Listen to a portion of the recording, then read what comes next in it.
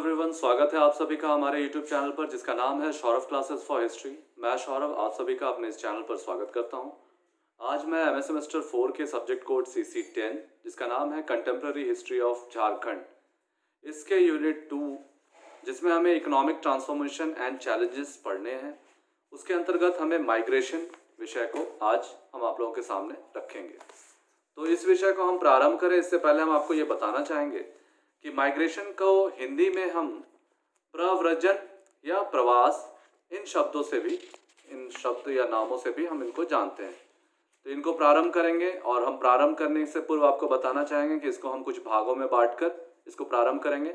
सबसे पहले इसकी भूमिका, उसके पश्चात इसके प्रकार, तत्पश्चात इसके कारण कि किन कारणों से प्रवास होता है, और कारणों के पश्चात हम इसके प्रभावों की चर्चा करेंगे।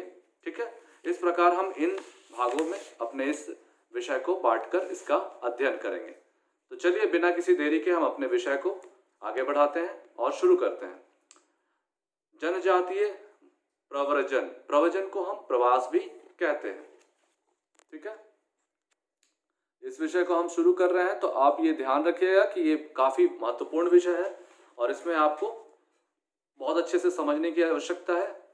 ठीक है, तो प्रवास अथवा प्रव्रजन का तात्पर्य ऐसी स्थिति से होता है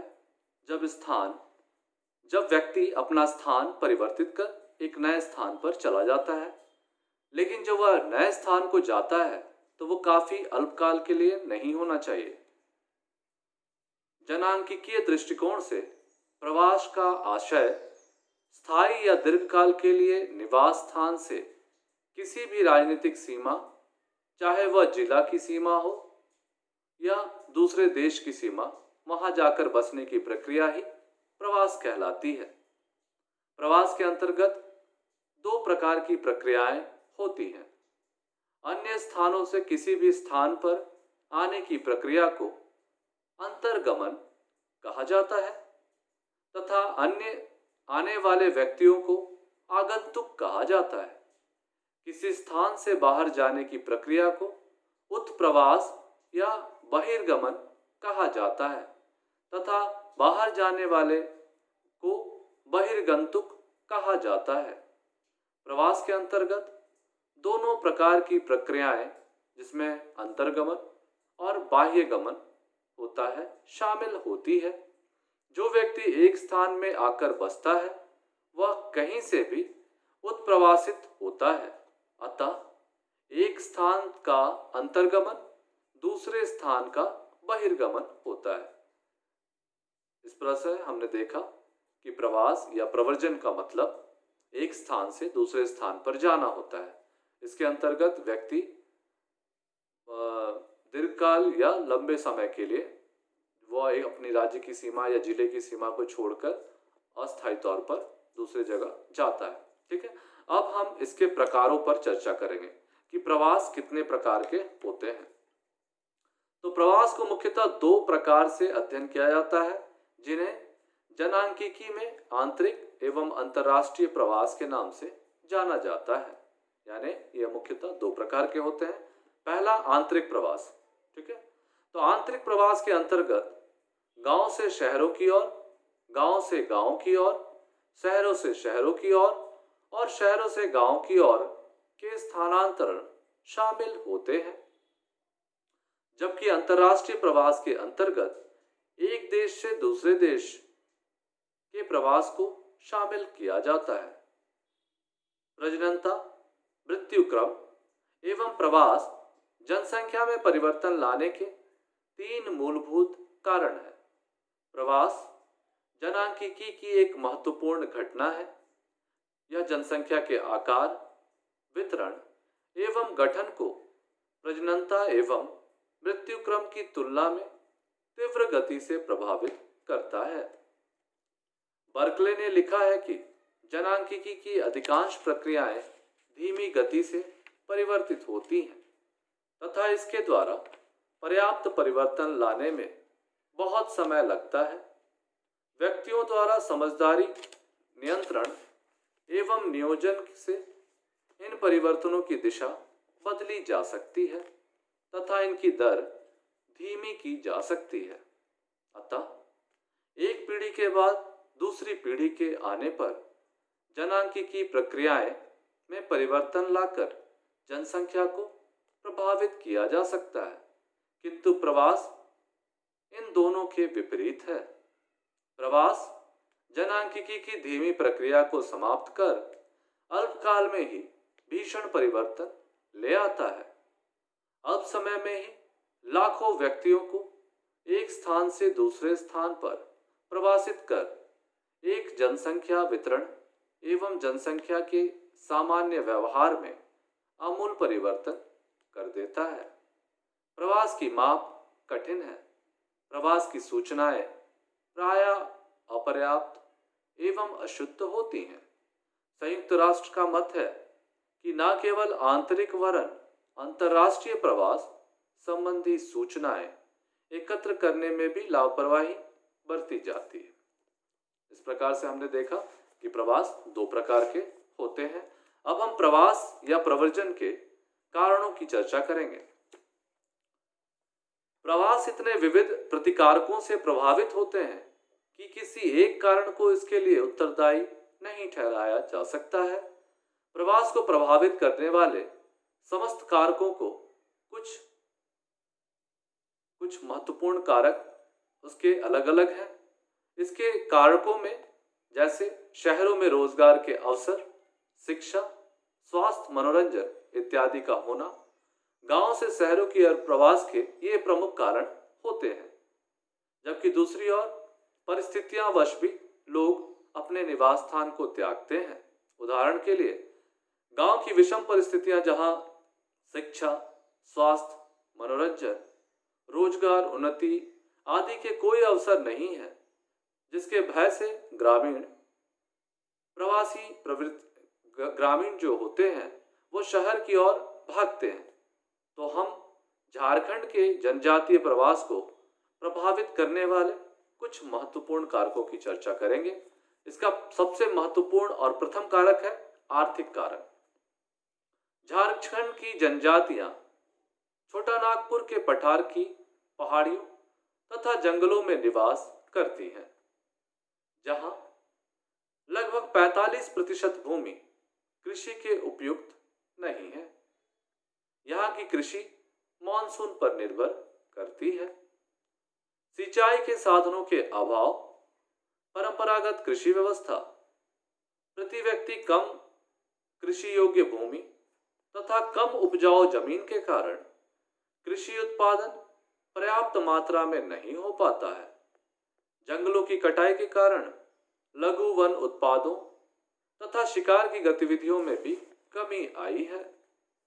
जनजातीय लघु कुटीर उद्योगों के ह्रास के कारण भी लोगों की आर्थिक स्थिति पर प्रतिकूल प्रभाव पड़ा है। जनजातीय क्षेत्रों में रोजगार के बहुत ही सीमित आयाम उपलब्ध होते हैं। यही कारण है कि कष्टकाल के दौरान गरीबी तथा बेरोजगारी के कारण बड़ी तादाद में जनजाति राज्य के बाहर या राज्य के विभिन्न स्थानों में जहां रोजगार मिल पाता है काम करने जाते हैं। पुरुष श्रमिकों के साथ साथ महिला श्रमिक भी काम करने जाती हैं। कभी कभी पूरा का पूरा परिवार ही काम की तलाश में निकल पड़ता है। प्रायः धान कटनी समाप्त कर ये लोग रोजगार की तलाश में बाहर निकलते हैं तथा मानसून प्रारंभ होते ही गांव में धान की खेती करने आ पहुंचते हैं। इस प्रवास को प्रकृति प्रायः अस्थायी होती है। झारखंड में औद्योगिकरण के कारण प्रवास अथवा प्रव्रजन को बढ़ावा मिला है। विभिन्न औद्योगिक प्रतिष्ठानों की स्थापना के कारण वहां बड़ी तादाद में जनजातीय जनसंख्या अकुशल तथा कुशल कामगार के रूप में काम करने लगती है। औद्योगिक क्षेत्र में रोजगार, शिक्षा, चिकित्सा, निवास आदि की सुविधाओं से आकर्षित होकर कृषि में लगी जनजातीय जनसंख्या प्रवास कर जाती है। बेरोजगार और ऋणग्रस्त जनजातियों को आजीविका की तलाश में अन्यत्र पलायन करना पड़ता है। इसका दूसरा महत्वपूर्ण कारण प्रव्रजन या प्रवास का होता है, वह है सामाजिक कारण। झारखंड में जनजातियों के प्रवास के लिए सामाजिक एवं सांस्कृतिक कारण भी उत्तरदायी माने जाते हैं। प्रायः विवाह के उपरांत लड़कियां एक गांव से दूसरे गांव या शहर से दूसरे शहर या गांव जाती हैं। पहले संयुक्त परिवार प्रवास के मार्ग में बाधक था, किंतु अब इस संस्था के विघटन होने से प्रवास की प्रवृत्ति को काफी बढ़ावा मिला है। पारिवारिक अशांति और गृह से मुक्ति पाने के लिए व्यक्ति घर के बाहर रहने का प्रयत्न करता है। गांव में शिक्षा, चिकित्सा, मनोरंजन, यातायात, कानून व्यवस्था आदि की सुविधाओं का अपेक्षाकृत अभाव होता है, जबकि यह शहरों में सुविधाएं सुलभ होती हैं। अतः इन सुविधाओं के उपयोग के लिए जनजातीय आबादी शहरों की ओर प्रवास कर जाती है। गांव के लोग शिक्षा प्राप्त करने के लिए शहर जाते हैं तथा वहां की जीवन शैली से प्रभावित होकर वहीं बस जाना ज्यादा पसंद करते हैं। उन्हें अपने बच्चों का भविष्य गांव की अपेक्षा शहर में ज्यादा उज्जवल दिखाई पड़ता है, क्योंकि वहां शिक्षा, चिकित्सा तथा अच्छे जीवन की सुविधाएं उपलब्ध होती हैं। इस प्रकार से हमने आर्थिक और सामाजिक कारणों को देखा। अब तीसरा जो महत्वपूर्ण कारक है वह है जनसंख्यात्मक कारक। जिन स्थानों में जनसंख्या का अधिक दबाव होता है, वहां से प्रायः कम दबाव वाले क्षेत्रों की ओर जनसंख्या का प्रवास देखा जाता है। प्रवास जनसंख्या के गुणात्मक पहलू पर भी निर्भर करता है। एक स्थान पर जहां जनसंख्या अधिक है, किंतु किसी कार्य विशेष के लिए असक्षम है, तो वहां के लिए सक्षम व्यक्तियों को प्रवासित करना आवश्यक हो जाता है। असम तथा उत्तरी बंगाल के चाय बागानों, पंजाब और हरियाणा के कृषि फर्मों, उत्तर प्रदेश और उड़ीसा के ईटा भट्टों में कार्य के लिए झारखंड की जनजातियों का प्रवास इसका उदाहरण है। 1921 में छोटा नागपुर तथा संथाल परगना के लगभग 1/3 आदिवासी बंगाल, असम तथा देश के अन्य भागों में प्रवास कर गए थे। प्रवास का पहला और मौलिक कारण जनसंख्या में होने वाली तीव्र वृद्धि बताई गई है। 1961 से 1991 के आंकड़ों की तुलना की जाए तो ज्ञात होता है कि इन 30 वर्षों में बिहार, जो अविभाजित था, की जनजातीय जनसंख्या में 57.37% की वृद्धि हुई। इस कारण भूमि पर जनसंख्या का अत्यधिक दबाव पड़ा। कृषि की निम्न दशा के कारण जनसंख्या का भार असहनीय हो गया। परिणामतः जनजातीय लोग जीविकोपार्जन के लिए प्रवास किए। भूमिहीन जनजातियों के समक्ष आजीविका के लिए प्रवास करने के सिवाय अन्य कोई विकल्प नहीं होते। झारखंड में जनजातीय प्रवास के कारणों के अध्ययन से यह ज्ञात होता है कि नगर का आकर्षण जनजातीय प्रवास का कारण नहीं है, बल्कि प्रवास का मुख्य कारण आर्थिक परिस्थितियां हैं, जिसके कारण गांव में निवास करने वाली जनजातीय आबादी शहरों, औद्योगिक क्षेत्रों तथा अन्य राज्य और राज्य के अन्य स्थानों में प्रवास करती हैं, जहां उन्हें रोजगार के अवसर उपलब्ध होते हैं। अब हम जनजातियों के प्रवास के प्रभावों की चर्चा करेंगे। झारखंड के जनजातीय क्षेत्रों में रोजगार के बहुत ही सीमित आयाम होते हैं, अतः यहाँ की जनजातियां आजीविका की तलाश में राज्य के बाहर, राज्य के अंदर विभिन्न स्थानों में पलायन कर जाती हैं। इस प्रवास की प्रकृति प्रायः दैनिक, मौसमी या आकस्मिक होती है, लेकिन कुछ लोग स्थायी तौर से भी अन्यत्र बस जाते हैं। प्रवास मांग और पूर्ति में सामंजस्य स्थापित कर राष्ट्रीय आय सृजन करने में सहायक होता है। परिणाम स्वरूप अर्थव्यवस्था का संतुलित विकास होता है। प्रवास के माध्यम से उपयुक्त कार्य के लिए उपयुक्त व्यक्ति मिल जाते हैं। एक राष्ट्र के अंदर जब व्यक्ति एक स्थान से दूसरे स्थान पर जाते हैं, दूसरों की भाषा और संस्कृति से परिचित होते हैं, वहां की समस्या को समझते हैं, उनमें एकता की भावना विकसित होती है। गांव से शहर की ओर प्रवास भूमि में दबाव को कम करता है, जिससे भूमि अपखंडित होने से बचती है एवं बचत की शक्ति अधिक होती है। प्रवास एक और सामाजिक एकता में वृद्धि करता है, तो दूसरी ओर सांस्कृतिक विस्तार भी करता है। व्यक्ति एक दूसरे के समुदाय के त्योहार एवं रीति रिवाजों को अपनाने लगते हैं।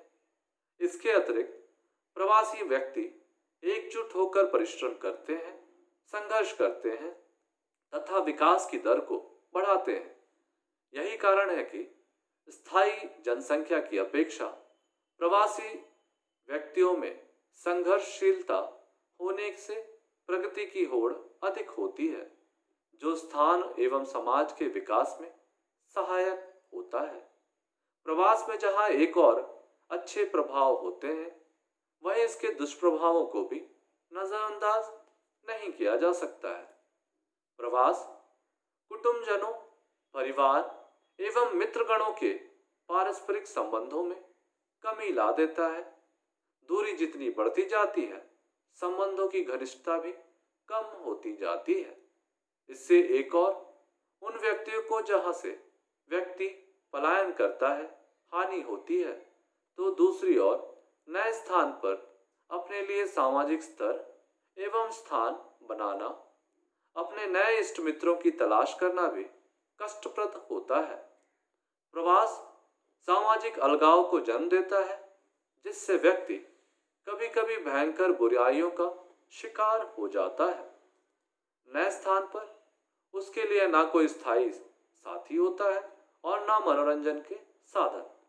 अतः जुआ, शराब, वेश्यावृत्ति इत्यादि प्रवासित व्यक्तियों में अत्यधिक पनपती है।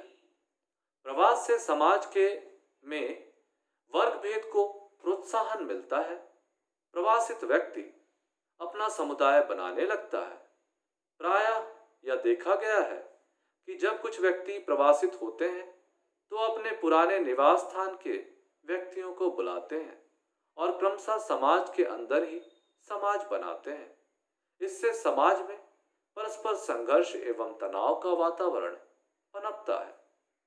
प्रवासित व्यक्तियों में नए स्थान को लिए लगाव नहीं होता है, अतः वह उस स्थान के विकास में सहयोग एवं रुचि नहीं रखता। अपने आप को वह समाज से अलग रखता है। यह अलगाव की भावना व्यक्तित्व के विकास में बाधक सिद्ध होती है। प्रवास से आवास की समस्या और भी गंभीर हो जाती है।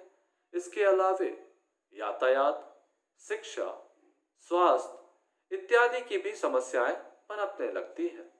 अतः इस परिव्रजन से कहीं जनसंख्या का दबाव घटता है तथा समस्याएं हल होती हैं, तो दूसरे स्थान पर उनके जाने से वे ही समस्याएं उभरने लगती हैं। इस प्रकार से हमने प्रव्रजन या प्रवास के कारणों, उसके प्रभावों को देखा और उनके प्रकारों को देखा। अब हम उनका निष्कर्ष करते हैं, तो हम देखते हैं कि प्रव्रजन जो है एक सीमा तक सही है। इससे व्यक्ति को अपने क्षमता और योग्यता के अनुसार कार्य मिलता है और व्यक्ति विकास के मार्ग में निरंतर गतिशील रहता है। लेकिन इसके जब नकारात्मक पहलुओं को हम देखते हैं, तो हम पाते हैं कि वह व्यक्ति जब किसी स्थान को त्याग कर अन्य स्थान पर जाता है, तो वह व्यक्ति उस नए स्थान के साथ अपना सामंजस्य नहीं बिठा पाता और उस नए स्थान के विकास के लिए अपना प्रभावशाली कर्तव्यों का निर्वहन नहीं करता है, जिससे वह अपने आप को अलगाववाद की भावना को जन्म देता है और उसका उस नए क्षेत्र से कोई विशिष्ट लगाव नहीं होता है। लेकिन हम कुल मिलाकर देखें तो प्रव्रजन के जहां कुछ फायदे हैं, तो कुछ नुकसान भी होते हैं। इसलिए यह समस्या झारखंड में एक समस्या का रूप धारण कर चुकी है, क्योंकि इसका महत्वपूर्ण कारण है कि झारखंड प्रदेश जहां खनिज संसाधनों की प्रचुरता होने के बावजूद यहाँ औद्योगिक संस्थानों का विकास बहुत ही कम हुआ है। दरअसल सरकार में व्याप्त भ्रष्टाचार और सरकारी तंत्र की विफलता के कारण यहाँ उस स्तर पर औद्योगिक विकास नहीं हो पाया जिसकी अपेक्षा की जाती है। अगर ये औद्योगिक विकास अच्छी तरह से संपन्न होते तो यहाँ के लोगों को रोजगार के लिए अन्यत्र कहीं प्रवास या प्रव्रजन करने की आवश्यकता नहीं होती है। इसी कारण राज्य से लगातार मजदूरों का पलायन जारी है। मजदूरों के साथ साथ कार्यकुशल और तकनीकी कुशल लोग भी पलायन कर जा रहे हैं, जिससे राज्य को काफी हानि उठानी पड़ रही है। तो इस दिशा में सरकार को निरंतर प्रयास करना चाहिए और इस प्रवास को रोकने के लिए सरकार को कोई ठोस नीति बनाने की आवश्यकता है। तभी जाकर के इस जो प्रवास की समस्या है इस पर समाधान किया जा सकता है और इस पर नियंत्रण स्थापित किया जा सकता है। तो आज के लिए हम अपने इस विषय को यहाँ समाप्त करेंगे। हम उम्मीद करते हैं कि आपको यह विषय अच्छी तरह से समझ में आ गया होगा। हम अगले क्लास में एक नए विषय के साथ फिर से हाजिर होंगे। तब तक के लिए धन्यवाद।